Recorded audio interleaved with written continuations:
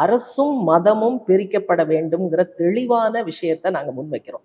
இதுல ஊசலாட்டமே கிடையாது. அரசாங்கம் அதனுடைய பணி வேற.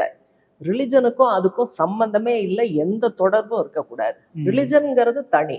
அதை நிர்வாகம் செய்யக்கூடியவர்கள், பின்பற்றக்கூடியவர்கள் எல்லா மதங்கள்லயும் இருக்காங்க. அது செப்பரேட்டா இருக்கணும். தனி மனித வாழ்க்கையில ரிலிஜன் இருக்கலாம், அதை நம்ம யாரும் தடுக்க முடியாது.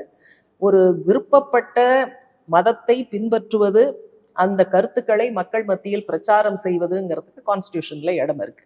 ஆனா அரசு ஒரு குறிப்பிட்ட மதத்தின் சார்பாக நிற்கக்கூடாதுன்னு சொல்றோம். அப்ப அது நிக்கிறதுனால இந்த அரசு நிற்பதால் என்ன வருகிறதுனா சிறுபான்மை மக்கள் மீதான பாதிப்பு. இதையும் கூடுதலா ஹைலைட் பண்ணுவோம். இதை நாங்க சிறுபான்மை மக்கள் ரொம்ப கம்மியா இருக்காங்க, இவங்களுக்கு வரக்கூடிய பாதிப்பை இவ்வளவு பெருசா பிரச்சாரம் பண்ணுமா நாங்க பாக்குறது கிடையாது. இதுவும் அரசமைப்பு சட்டத்துக்கு விரோதமானது.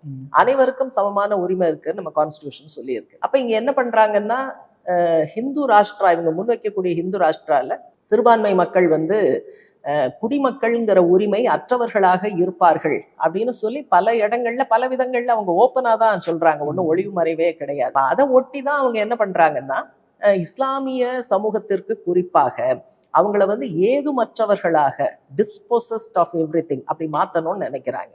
அதுலதான் வக்ஃப் திருத்த சட்டம் அப்படிதான் வருது. இந்த எம்ப்ளாய்மெண்ட் ஜிஹாத், லேண்ட் ஜிஹாத், புல்டோசர் வைத்து வீடுகளை இடிப்பது, இதெல்லாம் ஹிஜாப்ங்கிற பேர்ல கர்நாடகாவில் இஸ்லாமிய மாணவிகளுடைய கல்வியை பாதிக்க வைப்பதற்கான ஏற்பாட்டை செய்தது. இதெல்லாம் ஒன்னோட ஒண்ணு தொடர்பு இருக்கு. அந்த ஹிந்து ராஷ்டிரம்ங்கிற ஒரு மையப்புள்ளியை நோக்கி எடுக்கப்படுகிற நகர்வுகளா தான் பார்க்கணும். அதனால இந்த அரசாங்கத்தை நம்ம எப்படி டிஃபைன் பண்றோமோ அந்த ஃப்ரேம் ஒர்க்குக்கு உள்ள இவங்க பண்ணக்கூடிய எல்லா விஷயங்களையும் நம்ம சொல்ல வேண்டியிருக்குங்கிறோம்.